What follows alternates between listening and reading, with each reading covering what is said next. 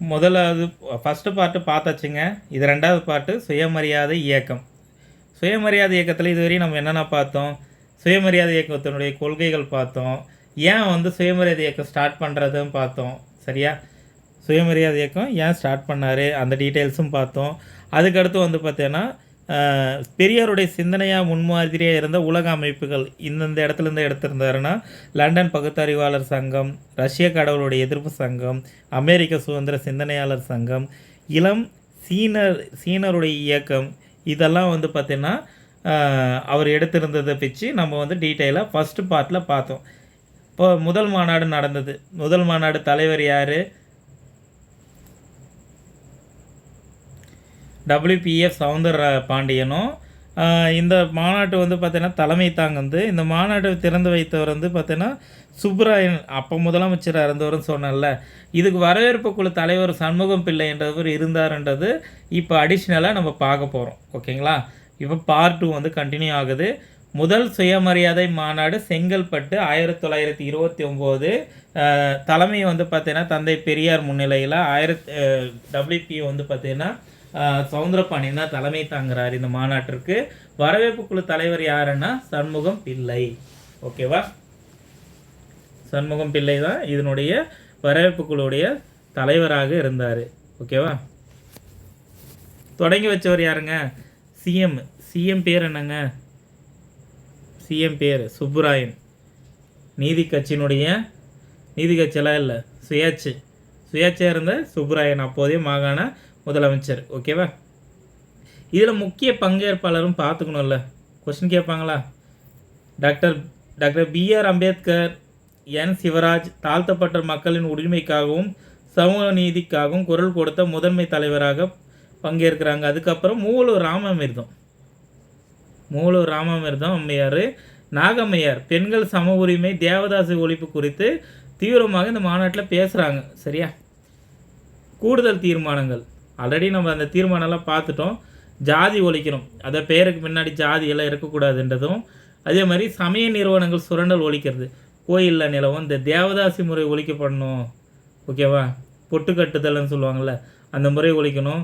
சமய சொத்துக்களை வந்து பொது நலத்திற்கு வந்து பயன்படுத்தணும் அப்படின்றதெல்லாம் இந்த மாநாட்டில் கூடுதல் தீர்மானங்களில் பார்க்கலாம். ஓகேங்களா? பெண்களுடைய உரிமை பாதுகாப்பு, பெண்களுக்கு விவாகரத்து வந்து செய்கிறாங்க, உரிமை மட்டும் சொத்துரிமை கட்டாயமாக சட்டப்பூர்வமாக வழங்க வேண்டும் சொல்கிறாங்க.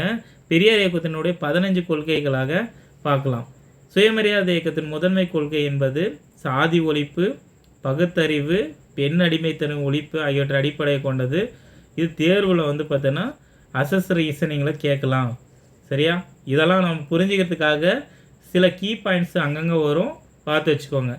ஜாதி ஒழிப்புனா பிறப்பின் அடிப்படையில் மனிதர்கள் வேறுபடுத்தக்கூடாது. சரியா?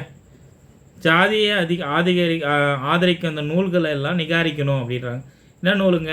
சாதி வேறுபாட்டை உருவாக்குற அந்த மதமாக இருக்கட்டும், வேதங்களாக இருக்கட்டும், சாஸ்திரங்கள், புராணங்கள், இதெல்லாம் வேணாம் அப்படின்றது, அதை வந்து நிகாரிக்கணும் அப்படின்றாங்க. 3வது வர்ணாசிரம் ஒரு ஒழிச்சுனுங்க அப்படின்னா பிராமணர், சூத்திரியர், வைசிரியர், இந்த ஆர்டர் இருக்குல்ல, சத்திரியர்லேருந்து வைசிரியர், சூத்திரன்ற பஞ்சமர்னு சொல்லிட்டு இந்த பிரிவுகள் நிகாரிக்கப்பட வேண்டும் சொல்கிறாங்க. அதுக்கடுத்து பொதுமக்களுக்கு சம உரிமை கொடுக்கணும், தீண்டாமை முற்றிலும் ஒழிக்கப்பட வேண்டும்.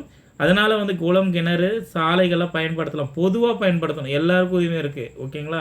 ஒரு சாராருக்கு மட்டும்தான் உரிமை இருக்குன்னு சொல்லிட்டு அப்போ போராட்டம்லாம் நடந்தது. அப்போ பொதுமக்களுக்கு சம உரிமை கொடுக்கணும் அப்படின்றாங்க. அடுத்து சட்ட பாதுகாப்புன்றது சம உரிமையை தடுக்கின்ற தடைகளை அகற்ற அரசாங்கம் முறையான கடமைகளை, சட்டங்களை இயற்றணும் அப்படின்றாங்க. அடுத்து வேறுபாடுகளை காட்டும் அடையாளங்களை நீக்கணும், ஜாதி மத வேறுபாடுகளை காட்டும் படங்கள், குறியீடுகள், சின்னங்கள் அதெல்லாம் பயன்படுத்தக்கூடாது. அடுத்து வந்து பெண்களுக்கு பெண்களுடைய திருமண வயது இப்போ 16க்கு மேலே இருக்குன்றது. இதுக்கு சாரதா சட்டம் ஆதரவு கொடுத்துருக்கோம், நம்ம சாரதா ஆக்டும் பார்த்துருக்கோம். அடுத்துங்களா? அடுத்து விவாகரத்து உரிமைன்றது கணவன் மனைவிகளே ஒத்திசைவு இல்லாமல் இருவருக்குமே பரஸ்பரமாக பிரிகிற ஒரு உரிமை வழங்கப்பட வேண்டும்ன்றது சொல்லியிருப்பாங்க. அடுத்து விதவைகள் மறுவாழ்வு மற்றும் கலப்பு திருமணம், விதவைகள் மறுமணம் செய்கிறது, ஜாதி மறுப்பு, கலப்பு திருமணங்கள் சமூகத்தில் பெருமளவு ஊக்குவிக்க வேண்டும் அப்படின்றதும் இதில் சொல்லியிருக்காங்க. அடுத்து எளிய திருமண முறை, புரோகிதர் இல்லாமல் எளிமையாக குறைந்த செலவில் ஓகேங்களா நடைபெற வேண்டும். நாளுக்கு மேலே நீடிக்கக்கூடாது, ஒரு விருந்து மட்டுமே தான் வழங்கணுன்றதான் இளைய திருமண முறைன்றதும் இவர் சொன்னது. அப்புறம் பெண்களுடைய உரிமைகள்னா பெண்களுக்கு குடும்ப சொத்து இல்லை, சம சொத்துரிமை கொடுக்கணும், அரசு வேலைவாய்ப்பில் சம வாய்ப்பு கொடுக்கணும் அப்படின்றதும் இவர் சொல்லியிருப்பார். பெண்களுக்கு முன்னுரிமை வழங்கப்பட வேண்டும். அடுத்து கோயில் சொத்துக்கள் பயன்பாடு, கோயிலுடைய சத்திரங்களை, அப்புறம் உபரி சொத்துக்கள், கல்வி ஆராய்ச்சி மருத்துவமனைகள், அதுக்கப்புறம் தொழில் வளர்ச்சி, ஓகேவா, தொழில் வளர்ச்சி, பொதுநல திட்டங்கள் பயன்படுத்த வேண்டும். அப்புறம் பகுத்தறிவு, மூட நம்பிக்கைகள் முற்றிலும் ஒழிக்கப்பட வேண்டும். அதுக்கப்புறம் வந்து தாழ்த்தப்பட்ட மக்களுடைய நலன், பின்தங்கிய மற்றும் தாழ்த்தப்பட்ட மக்களுடைய இலவச உணவு, உடை, புத்தகங்கள் வந்து வழங்க, கல்வி கற்க முழுமையாக உதவ வேண்டும் அப்படின்றது 15வது கொள்கையாக. பிராமணர் அல்லாதோர் முன்னேற்றமான கல்வி வேலைவாய்ப்பில் பிராமணர் அல்லாத இளைஞர்களை எதிர்கொள்ளும் தடைகளை நீக்கிறதுக்காக இந்த இந்த கம்யூனல் ஜியோ வந்து வழங்க வேண்டும்னு சொல்லியிருக்காங்க. இது இம்பார்ட்டன்ட், பார்த்து வச்சுக்கோங்க. அடுத்து இந்த 15மே படிக்கணுமானா படித்து ஒரு தடவை வாசிச்சுட்ருங்க. முதன்மையானதை ஃபஸ்ட்டே நான் சொல்லிட்டேன், ஓகேங்களா. ரெண்டாவது சுயமரியாதை மாநாடு நடக்குது. எங்கே நடக்குது? ஈரோட்டில். அடுத்த வருஷமே 1930. தலைவர் யாருங்க? ஜேகர், எம்ஆர் ஜேகர், பம்பாயை சேர்ந்த புகழ்பெற்ற சட்ட அறிஞரான மற்றும் சமூக சீர்திருத்தவாதி. இவர் தான் வந்து தலைவராக இருக்காங்க. ஒருங்கிணைப்பாளர்னா தந்தை பெரியார் தான். வரவேற்பு குழு தலைவர் யார்? ஈவே கிருஷ்ணசாமி, தந்தை பெரியாருடைய சகோதரரானவர் தான் வரவேற்பு குழு. முக்கிய பங்கேற்பாளர்னா குத்துசி குருசாமி, தர்மலிங்கம், அம்புஜம்மல், நீலாம்பிகை அம்மையார். இவங்கெல்லாம் வந்து முக்கிய பங்கேற்பாளராக இந்த மாநாட்டுக்கு இருக்காங்க. ஈரோடு அவர் ஊரில் நடக்குது, பார்த்துக்கோங்க, ஓகேவா. அடுத்து வந்து பார்த்தோன்னா முக்கிய தீர்மானங்கள் என்னென்ன தீர்மானம்னா, கடவுள் மற்றும் சிலை வழிபாடு எதிர்க்கிறாரு. கடவுள், சிலை வழிபாடு, அதாவது உருவ வழிபாடு, அர்த்தமற்ற சடங்குகளுக்கு எதிரான தீர்மானங்கள் நிறைவேற்ற பகுத்தறிவு சிந்தனைகளை தீவிரமாக வலியுறுத்தப்பட்டது இந்த மாநாட்டில் முக்கிய தீர்மானமாக பார்க்கப்படுகிறது. ரெண்டாவது வந்து பார்த்தோன்னா சாதி பட்ட ஒழிக்கு, அதாவது பேருக்கு பின்னாடி ஜாதி, அதுவும் இங்கே பேசுகிறாங்க, ஃபஸ்ட்டு மாநாட்டில் பேசியிருக்காங்க. மூணாவது சுயமரியாதை தீர்மானங்கள், அதாவது புரோகிதம் சடங்குகள் இல்லாமல் சுயமரியாதை தீர்மானங்கள் சட்டப்பூர்வமாக அரசு நடவடிக்கை வலியுறுத்தப்பட்டது ரெண்டாவது மாநாட்டில். அடுத்து கல்வி சீர்திருத்தம், பகுத்தறிவு, மனிதநேய அடிப்படையான கல்வி அனைவருக்கும் வழங்கப்பட வேண்டும் அப்படின்றதும் சொல்லியிருக்காங்க. அடுத்து 5வது வந்து பார்த்தீங்கன்னா அரசியலுடைய நிலைப்பாடு, அதாவது சமூக சீர்திருத்தமே முதன்மை நோக்கம் என்றாலும் இந்தியாவிற்கு அரசியல் சுதந்திரம் என்பது சம அளவு அவசியம் என மாநாடு பிரகடனப்படுத்துறது ரெண்டாவது மாநாடு. என்ன தெரிஞ்சுக்கணும்? ரெண்டாவது மாநாடு என்னென்னா எங்கே நடந்தது? ஈரோட்டில். எந்த வருஷம்? 1930. யாருங்க தலைவர்னா? ஜெயகர், பம்பாயை சேர்ந்த புகழ்பெற்ற சட்ட அறிஞராகவும் சமூக சீர்திருத்தவாதியும், ஓகேவா. வரவேற்பு குழு தலைவர் யார்? ஈவே கிருஷ்ணசாமி, பெரியார், தந்தை பெரியாருடைய சகோதரர். இதில் பங்கேற்பாளர் யார்? குத்துசு குருசாமி, தர்மலிங்கம், அம்புஜம்மாள், நீலாம்பிகை அம்மையார்லாம் கலந்துக்கினாங்கன்றது தெரிஞ்சுக்கணும். 3வது சுயமரியாதை மாநாடு எங்கே நடந்தது? விருதுநகர் நடந்தது 1931. 8-9 ஆகஸ்ட் 1931, ஓகேவா, பார்த்து வச்சுக்கோங்க. 1931 விருதுநகர் மாவட்டம், விருதுநகரில் நடக்குது, ஓகேவா. தலைவர் யாருன்னா சர் ஏடி பன்னீர்செல்வம், இது டிஎன்பிசி. தொடங்கி வச்சவர் யார்? சவுந்தரபாண்டியன்.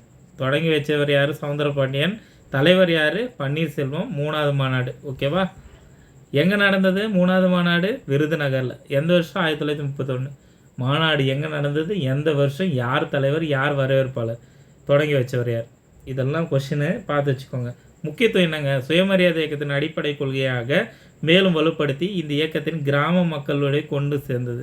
இது தாங்க ஃபஸ்ட்டு வந்து ரூரல் கொண்டு போகிறாங்க. 3வது மாநாடு இந்த இயக்கத்தை கிராமப்புற மக்களுக்கு கொண்டு சேர்ந்தது 3வது மாநாடு. பகுத்தறிவு, ஜாதி ஒழிப்பு, பெண்கள் உரிமை, பொருளாதார சமத்துவம், ஈரோடு திட்டம் சொல்லுவாங்க. இந்த ஈரோடு திட்டம் உருவாகிறதுக்கான வித்திட்ட விவாதங்கள் வந்து இது மீண்டும் உறுதிப்படுத்தப்பட்டது. ஈரோடு திட்டம் 1932, அதை பற்றி நம்ம பார்க்க போகிறோம், சரியா. அது சமத்துவம் சொல்லுவாங்க, அதாவது பொருளாதார சமத்துவமான ஈரோடு திட்டத்தை வந்து உருவாக வித்திட்ட விவாதங்கள் வந்து 3வது மாநாட்டில் நடந்தது. இது தெரிஞ்சுக்கணும், ஓகேவா. அது என்னன்றது நம்ம டீட்டெயிலாக பார்க்க போகிறோம்.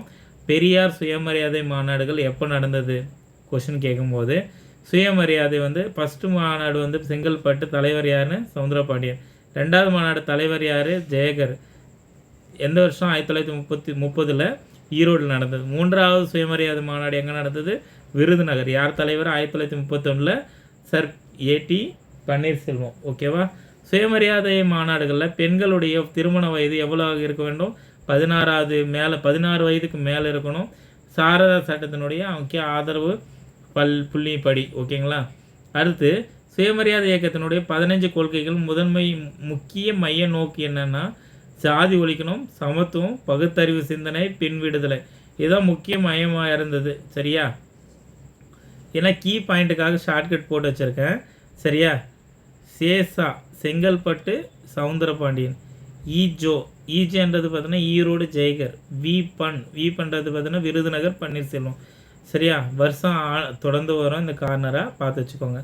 இதோடு பார்த்தீங்கன்னா 2வது வீடியோ கம்ப்ளீட் ஆகுது. சரியா? 2வது பார்ட்டு முடியுது. அடுத்த பார்ட்டு மொத்தம் 6 பார்ட்டாக வரும். சரியா? அடுத்த பாட்டை அடுத்த வீடியோ பார்த்தீங்கன்னா அப்லோட் பண்ணுறேன். தொடர்ந்து படிங்கப்பா. சரியா? அதுக்கு அடுத்த வீடியோவில் கண்டினியூஷன் வரும். ஓகே, ஆல் தி பெஸ்ட்டுப்பா. படிங்க. தேங்க்யூ. தேர்வு நோக்கில் படிப்பா. இதில் பாலிட்டிக்ஸ் எல்லாம் கொண்டு வரணும்னா எக்ஸாம் பாயிண்ட் ஆஃப் வியூ பார்த்தா மட்டும் போதுமானது. ஓகேவா? தேங்க்யூ.